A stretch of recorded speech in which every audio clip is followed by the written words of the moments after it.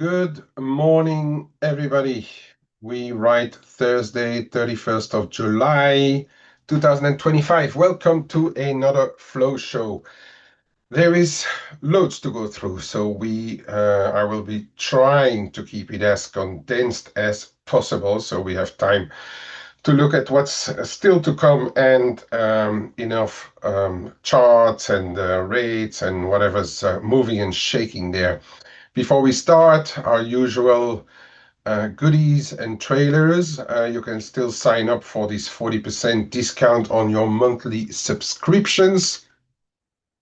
That is still ongoing, and you can still always and just put your name down if you haven't done already, and your email address to keep being updated on all the changes that we regularly make, and our trading analytics platform, ForexAnalytix platform evolving into trading analytics. Only need to do it once, no need to do it several times. Once you are on the list, you will be there forever, and you will be kept up to date of everything that is coming up.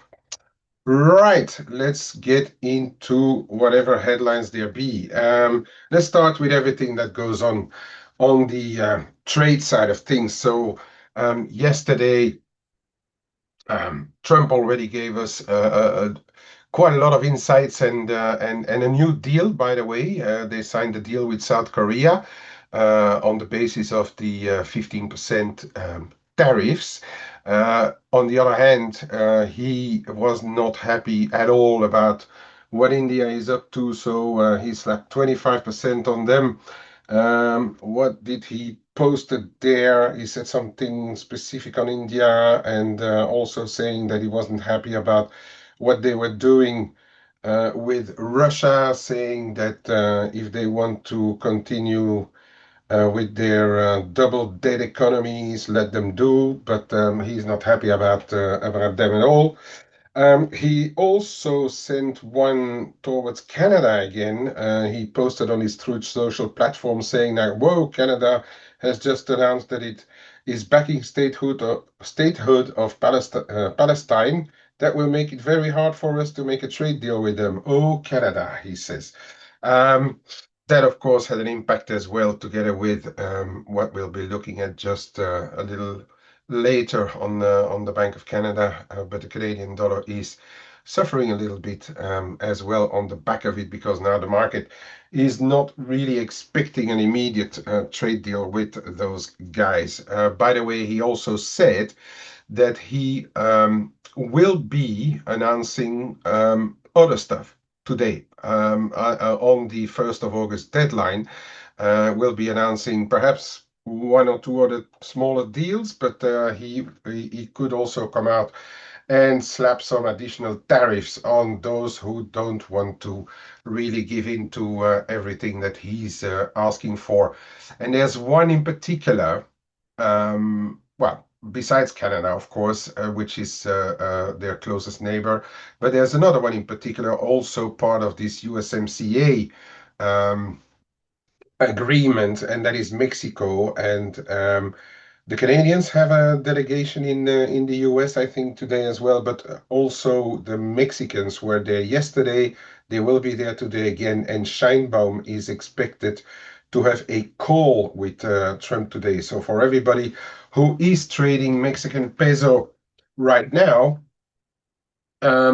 just be aware that we may have some headlines coming out, and they could be positive or negative. There is some stuff going around. If tariffs would be kept like they are today, there is a part of the goods that flow from Mexico into the US under the USMCA agreement, which are not tariffed right now. But it's going to be very important to see whether that's going to be kept, whether he's going to tariff everything, or whether he's going to give Scheinbaum a pass, and telling her that they can do a deal perhaps under those 15 rules before the complete revision of the USMCA, which is expected somewhere either later this year in fall or early 2026. That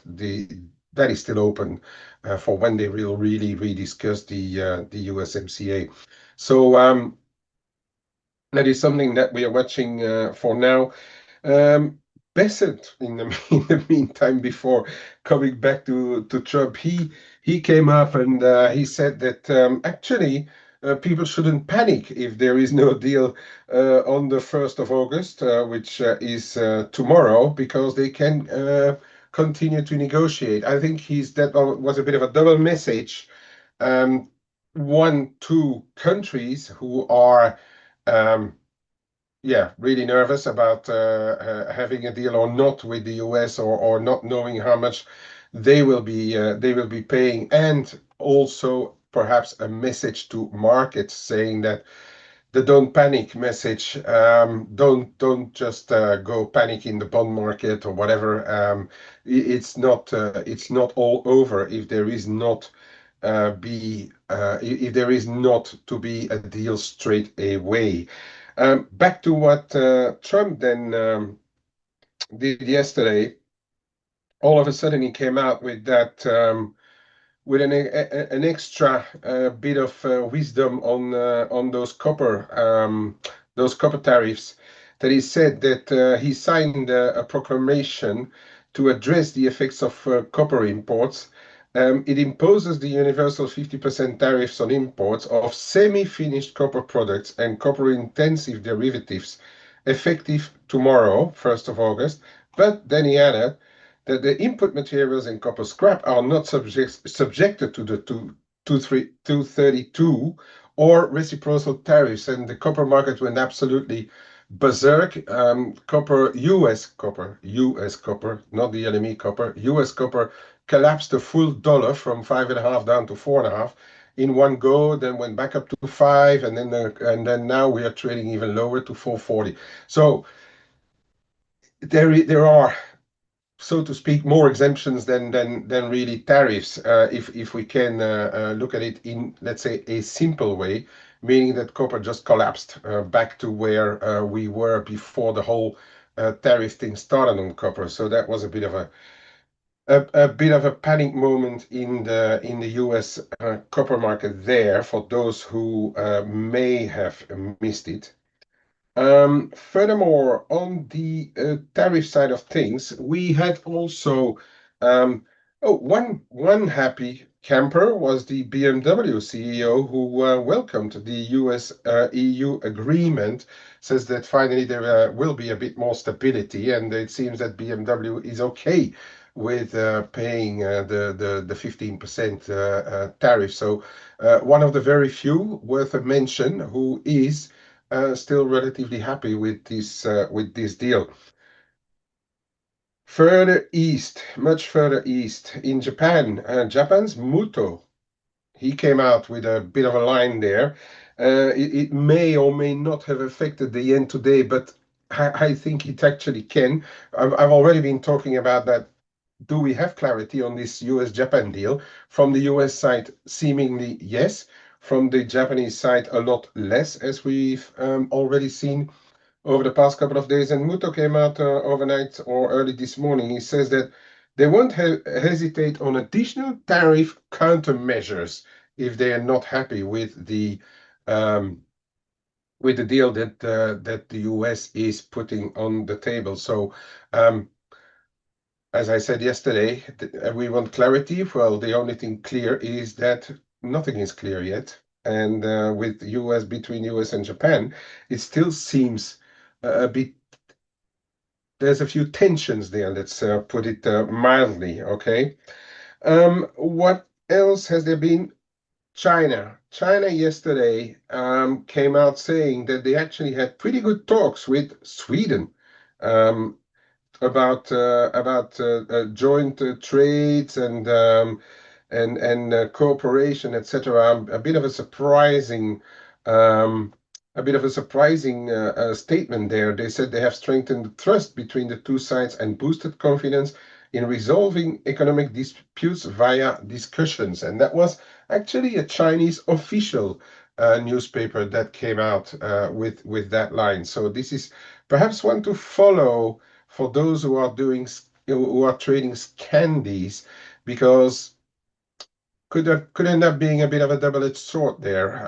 I'm not sure that the European Union, who are the main trading partner with Sweden, are going to be extremely happy with that. But on the other side, if Sweden can find some sort of agreements with China, they may the Swedish krona may actually like it. Now, this being said, don't forget geopolitics, okay? Because between Russia and Sweden things are not great, and China is a Russia supporter. So we are never sure what is the exact meaning or the exact aim of this China approach to Sweden, right? What else did we have? I think I'm sort of done on the trade side of things, what I made a note of. Yeah, the US and China, they came out of their meeting agreeing that they will decide on the next meeting. Positive, but it's nothing is done. Nothing has been decided. Just some kind of decision that they will continue to talk, not more than that, really. So nothing is done between the US and China on the trade front. All right, what else happened? So we had this quarterly refunding in of the U.S. Treasury, and as mostly expected, they went max. Besant and his crew went maxed out the short term, the bills. Auctions, they will get ramped up, and gradually amounts will be lower in the long term. It was all kind of as we may have expected, and we were musing about that yesterday in the trade in our trade ForexAnalytix room. That actually, where he was completely against what Yellen was doing towards the end of her tenure as U.S. Treasurer, he's doing exactly the same, basically, shortening all the maturities for as long as rates stay where they are. And I guess once Mr. Powell will finally have decided to press the button to lower rates, then we may gradually see a bit of a change in the length of maturities that they will see. But for the time being, increased in well, kept the same percentages and stuff in bills versus notes and bonds, but I think we may expect, actually, because the limits have been increased, so we may expect perhaps bit of adjustments where they could actually do a bit more, but it's all going to be concentrated, or most is going to be concentrated on the short-term bills. Okay. What else? Let me just quickly look through the notes that I made. Yeah, okay, let's move over to the central banks here, because that's been really the big. No, you know what? Let's quickly run through the data, and then we'll do the central banks, because that has really been the centerpiece of everything that was going on yesterday. So we had this ADP, as we were saying in our room. You can't really bank on that number. As we have seen, we have NFP tomorrow. As we have seen on prior ADPs versus NFP, it's very NFP. It's difficult to stick a number or an outlook towards the NFP data on the back of the ADP. But anyway, there's been a jump, and the jump was pretty much global. We have had the core PCE, then we had the GDP here, and actually it was a decent. If you look at growth, if you look at growth versus prices, it was a very decent report, because they printed a 3% growth, versus a much lower prices. But then straight away we had to add that this number is still very volatile. And Mr. Powell himself during the FOMC press conference said exactly the same. So whatever happened Q1, Q2 could still be was still very volatile, and we can hardly bank on this to continue. But anyway, on the face of it, it was all really good, and it certainly helped the dollar on in the FX market to just keep the bit tone until we had the FOMC. Okay. Um, then we had a bit of home sales, whatever. We had a pretty big build in the oils, but as I already said on the API yesterday morning, it seems that the oil market is trying to trade different stuff like the Russian deadline, the oil cap, and things like that. Um, Maybe this one, once things stabilize, will have a bigger impact again. Okay, because yesterday when this number came out, we had really literally very little impact straight away. Maybe I don't know if it even impacted at all. Maybe a couple of tenths of a buck, but it did not really move the markets too much. Okay. Um, this morning we had. Yes, Fred, I will of course comment on the yen today. There are some pretty important moves going on there. We had the numbers in Japan as well.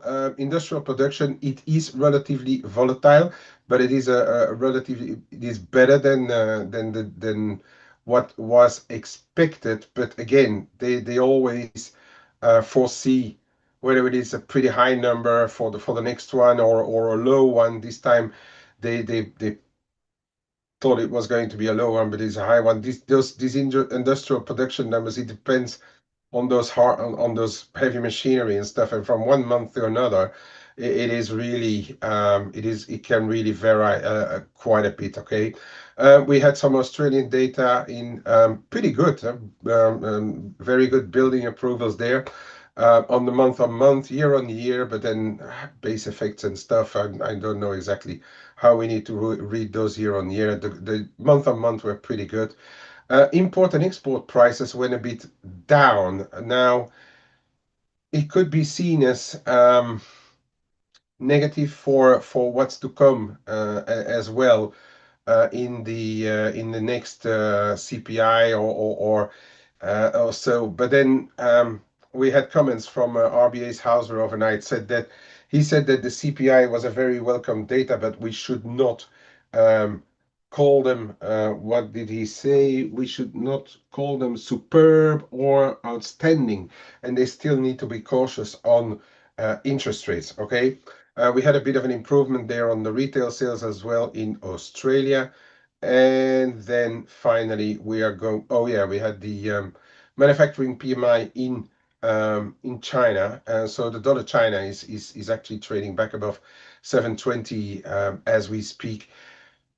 We are getting into a bit of an interesting zone there, and the longer that uncertainty continues to hang over the US trade with China, the dollar doing what it is doing right now, there is a possibility that we are going for maybe a quick look in that dollar China through that 721, 722 perhaps. So this is one to keep an eye on, depending on what the dollar is going to do for the rest of the session, and especially, I would say, tomorrow. Okay. Um, what did we have else on the data today? Yes, we had the preliminary European CPI data. Bit sticky in France, but nothing really to really get too excited about. Same thing for the German numbers, but we first of all had a relatively okay unemployment rate, but we had the German regional states out today, and as you can see, a bit overall, the month over month was quite sticky, but then the year over year is kind of hanging around where they were before. Even in Saxony, the year over year came down quite a bit. So all in all, I would say call it a mixed bag. And again, on inflation, ladies and gentlemen, we will have to see exactly how inflation will evolve once we get those tariffs in place, etc., etc. I am going to say that yes, inflation is always going to be very important because it is part of and the biggest part of the ECB mandate. We also see on the Bank of Japan, it's a big part of their mandate. But there's other things that are going to be main drivers up to when we will see really clarity on the impact of tariffs, etc., on the inflation side of things. So I'm not going to say you have to disregard it, inflation right now, but be careful to overreact on inflation. And we have seen it again today. People, euro went up a little bit on the back of those German month-over-month inflation, but then it's already losing steam again because the market is still trading a very big dollar, obviously. Central banks, yay, here we go. First of all, Bank of Canada. And that was a bit of a shite show, shall we say. They just were discussing the several scenarios. They don't know where they are, and actually they will just act or react or not have to act depending on the trade deal. So they're coming up with several scenarios. First of all, they were um, thanks, Brad. First of all, Maclem is felt a bit miserable about growth, about exports, etc.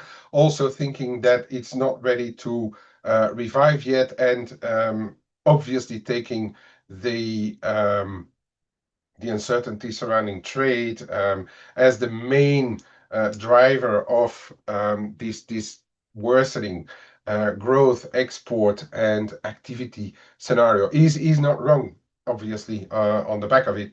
But then the rest of the statement, the rest of the press conference was all about if this happens, then that may happen, and if the opposite happens, then the opposite will happen. And basically, that was it. It was not really helpful for the Canadian dollar. Okay, we had some slight positive on the Canadian dollar at one stage when I actually don't recall whether it's Trump or Besson who said that there's still an open door to discuss Canada, but then Trump quickly on through social killed that, and gradually the Canadian dollar is weakening. Okay, then over to Mr. Powell, and there's a couple of things to say.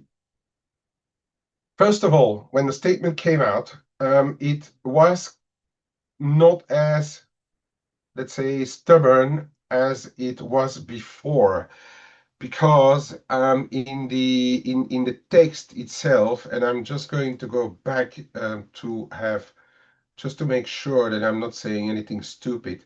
In the text itself, there was a bit of a change in tone from growth of economic activity. In the prior statement, it says has continued to expand at a solid pace, and now the new line was that it has moderated in the first half of the year. Okay, so then it says the uncertainty about the economic outlook has diminished in the prior.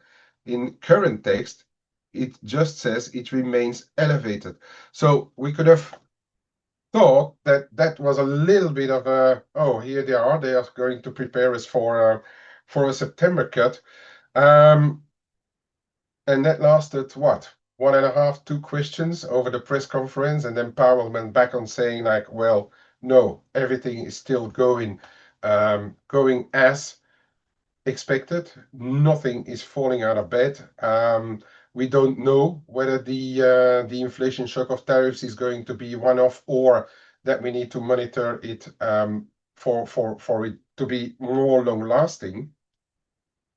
So when the door over the statement got thrown open for us, the markets it actually got gradually closed as the press conference went on. So the market started to buy dollars again, which continued well into the end of the in the U.S. session, rightfully so, because the hopium for a wider door in September has been quashed again.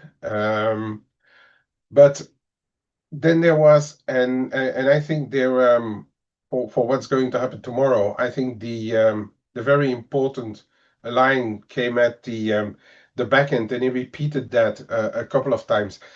He came at the back end of the presser and saying like, inflation is what it is, growth is what it is, and growth, he said himself that growth could be jumping around a little bit because of the uncertainty.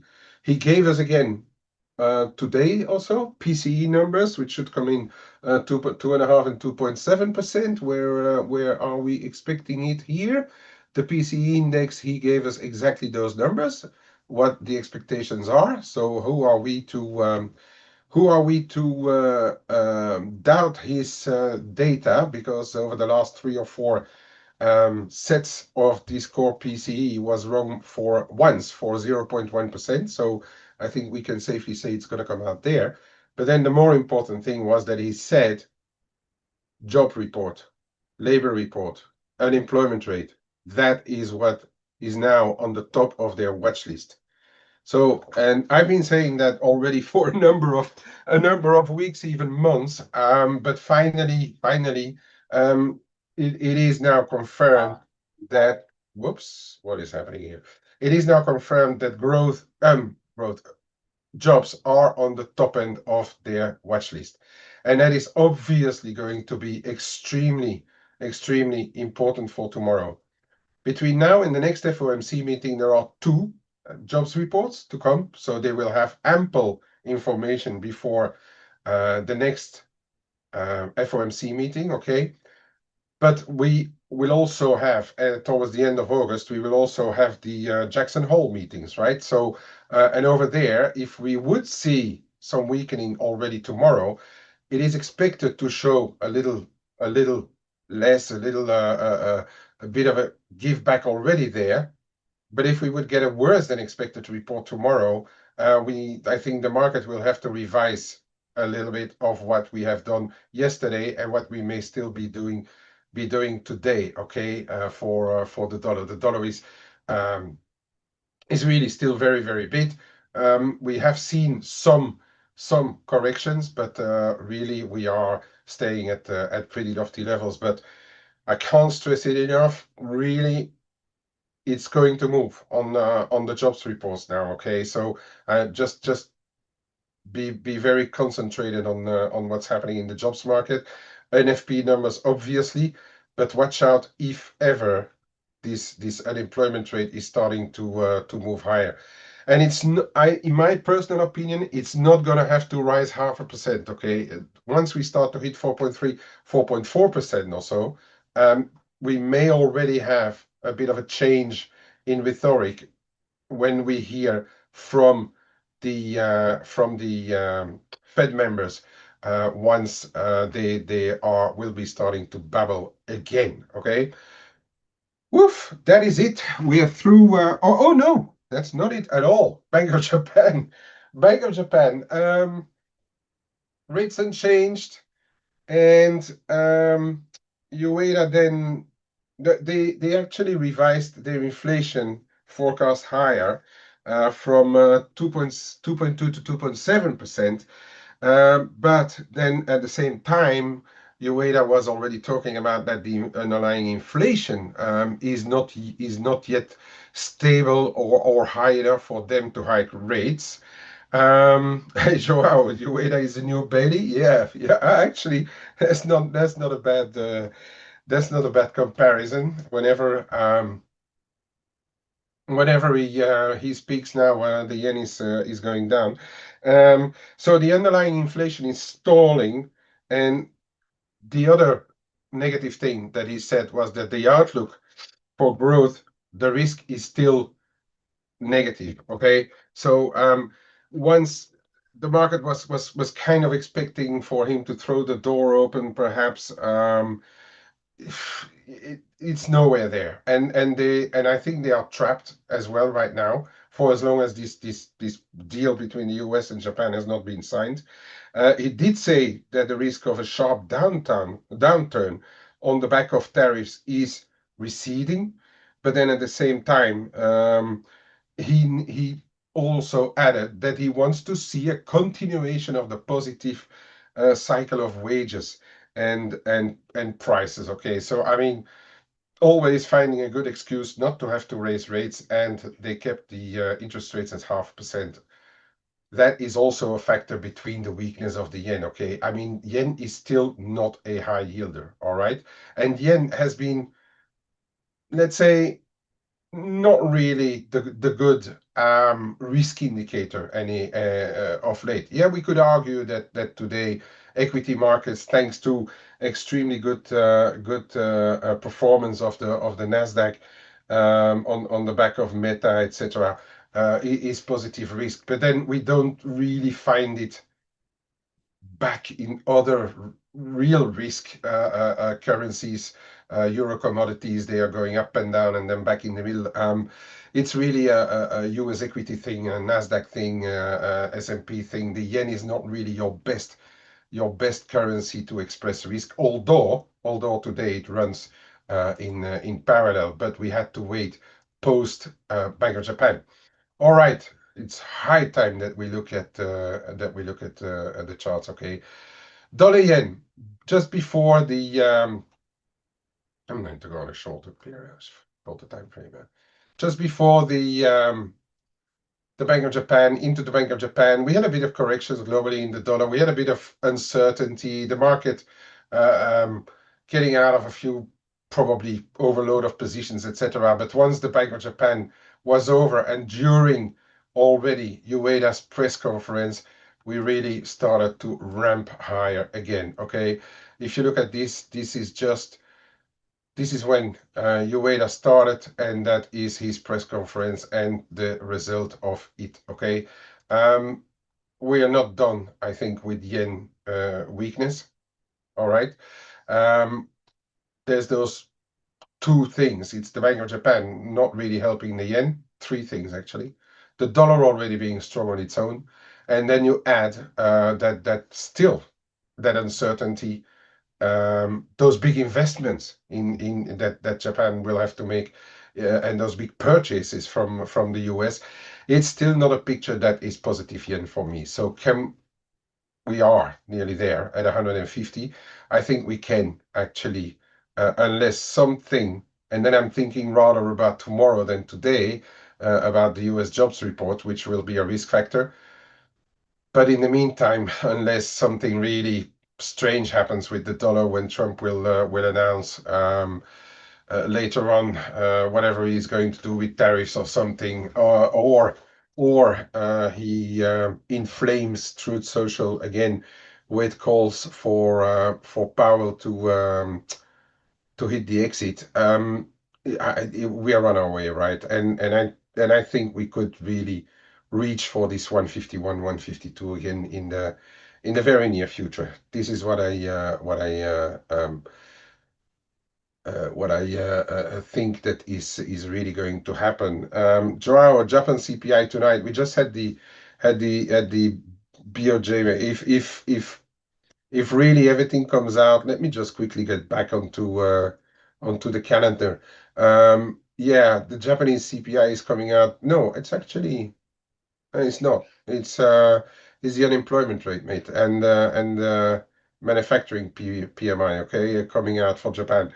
There's no Japanese CPI tonight. And anyway, we had the Bank of Japan. I mean, we heard everything that we need to hear, but it's just the underlying inflation and wages, and then the trade deal, which are going to be important. But again, as I said, it's in the cards. I think we are going to really go quite quickly up there. Shame that I didn't want to have too many dollars in position, so I'm actually haven't ridden this long dollar yen train. But what I did do though is since I wanted to keep kind of away from the dollar for maybe a little bit because it's end of month as well. I don't really know what's going to happen. I did re-enter here, and we had a pretty nice retest of this wedge in Kiwi, and that one happily I loaded up on it this morning. Very early, even before Ueda spoke, just after the Bank of Japan results.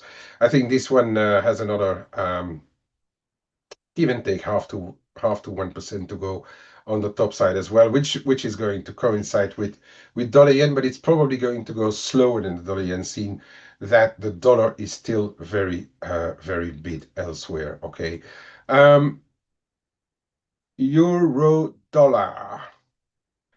I'm just reading through your comments. The rand Thando, we spoke about that already yesterday. Thank you for your question. It has impacted the rand obviously because it does mean that US is not ready to give South Africa a great deal because he was saying that he did not have a good feeling about South Africa. It's a BRICS thing, right?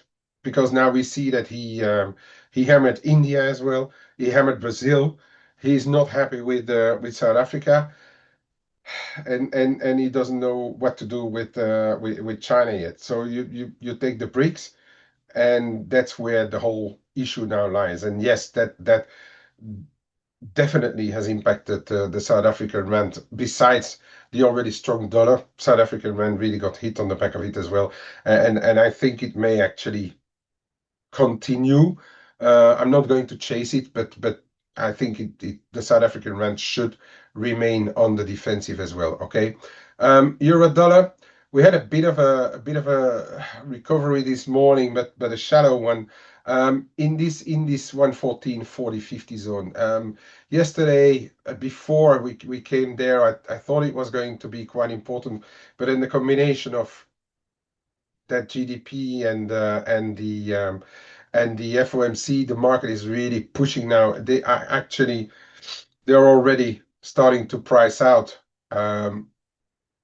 pretty much, not pretty much. They're starting where we were at 65% or so for the September meeting for cutting rates for the FOMC. They have gradually reduced that percentage now to well below the 50% mark. I haven't seen the latest number exactly, but there's already talks doing the rounds that if the numbers don't collapse and inflation holds up, that we might not have a Fed rate cut at all this year. But I think it's far too early to call that. I want to see those unemployment data first. So we went 114.40 50. It's not holding, but we are just below. Okay, we're trading like around 35 right now. Data, obviously, but month end as well. We will see what month end brings. With this really big ramp higher in the US equities from last night and holding up this morning as well. It may be that there is a little bit. Why is this happening? Oh, why did I lose my euro dollar here all of a sudden?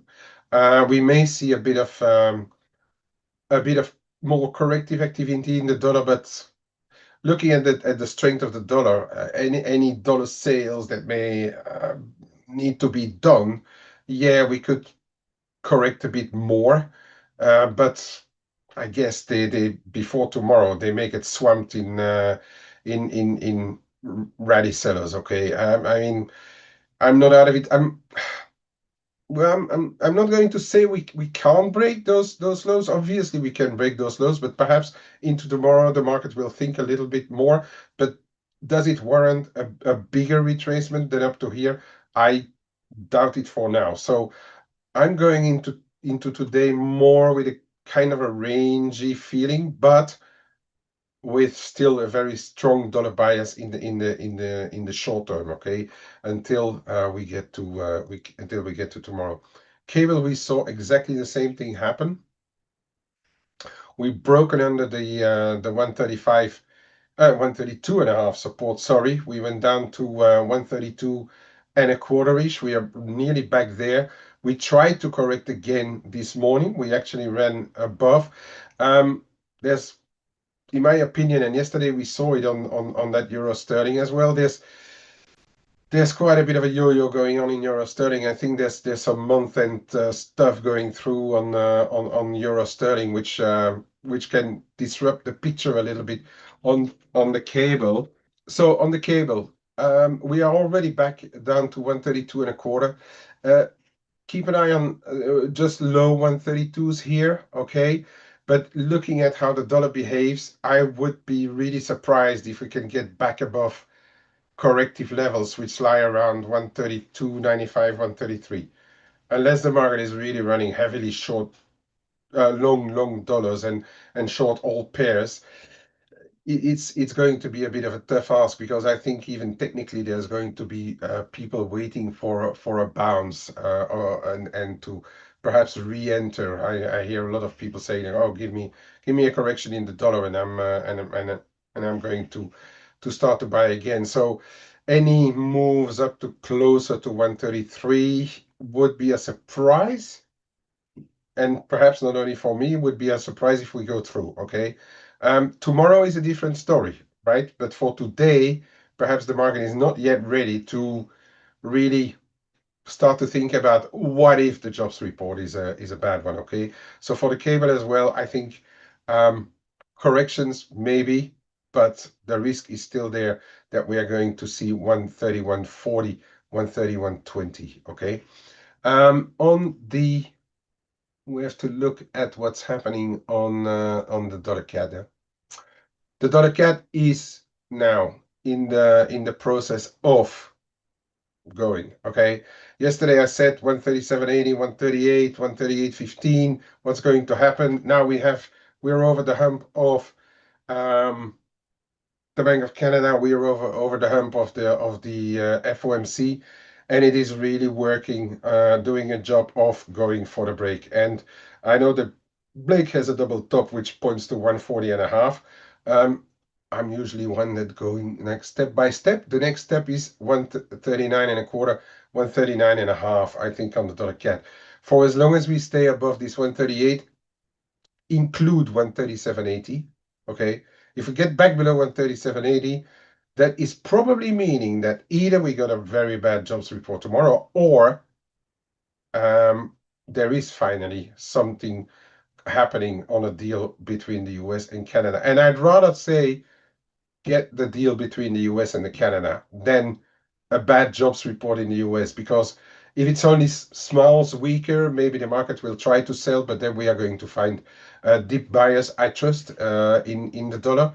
But we'll talk about that tomorrow, if we're still above here or even a bit higher. But for now, it's looks to me like a grind higher. Okay, this dollar Canada, it's probably going to hold and try to reach for the 139. All right. What else? Dollar mix. Okay, dollar mix.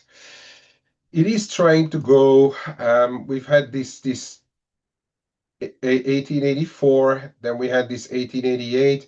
We saw the 1888 again. We are somewhere in the middle right now, 1885. I said Mexico, they are talking to the US. Watch out if there's no deal, okay? Watch out if or if Trump on the contrary says like, no, I mean you're not getting any preference treatment. You're going to go with all the rest, or even worse than a 15% or so, the keeping the 25 that is in the pipe right now. Then we're probably going to break this and trade back up, perhaps even above 19 towards this prior, this box prior where we had a lot of activity in the past as well, 1905.20. If in turn we get a deal, then the market is probably going to think back.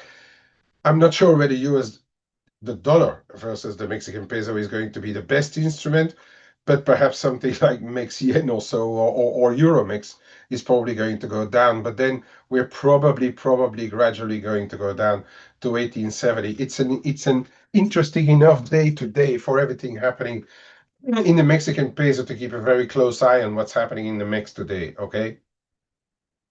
Um, just looking at the clock, I think for today that may be enough. Oh, just maybe a couple then. Kiwi, we have broken like different patterns, but similar price action. The euro dollar, we've seen the cable break. Kiwi also broke. Okay, Kiwi broke the channel that is around 89 59.15. We're trading back below right now shyly. Okay, but we can't rule out a move lower for as long as the dollar remains extremely big, down to 58 and a half, 58.45 ish. That is not to be excluded.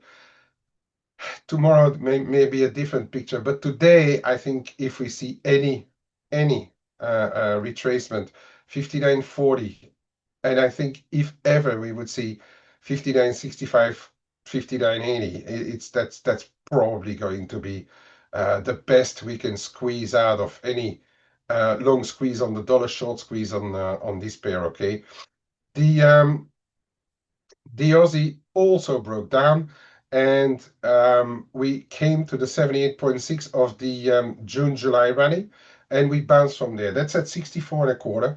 We're still trading a bit above there, but again, it's broken, right? So for as long as we're below 65, the overall picture has to be kind of negative. We can range a bit, okay, around maybe 64, 55. 64, let's say 64, 60, 70. We could like use it as a hinge or a pivot on the day. If it goes above, maybe retrace a bit more. But every dollar pair is showing pretty much similar. Okay. Then the yeah, every dollar pair is showing the similar thing. We are in a process of breaking. We can see it on the metals as well, although, so we have gone down. We confirmed here, it's very strong dollar. Took gold as well through this 85.90 level two. We went then down closer to try to make an approach on the 32.45. Remember what I said, 32.45 is my level. But then surprisingly again, gold is jumping again, okay? And I find it slightly surprising. And it happened again, this time in the Asian time zone. So we need to pay attention again to what's happening in the Asian time zone. Told you yesterday, yeah, the Chinese were going out of gold ETF, so they haven't been buying for a long while. But if there's no agreement between the US and China, and they see the dollar China starting to pick up again, maybe they are going to start to pick up those hedges again. So let's again watch what's happening in gold in the Asian time zone. Perhaps this afternoon it's again going to be a dollar thing, and we may see it back down there. But really, I find it always very interesting when this happens. So. Um, I'm not going to sell in it, but I may try to see what if they come back in again tomorrow. See if there's anything um, to do if we get back down here for perhaps trying to get my butcher's glove out and start to buy. Silver also broke the channel pretty hard on the dollar. We're already through the next line of support. It did hold overnight the 36.80, but it is coming down. I said on my morning updates in the room and in our ForexAnalytix basic tech that it's possible to go and have a visit low 36s. But then we are here in this, we are now entering it, a big traffic zone, okay?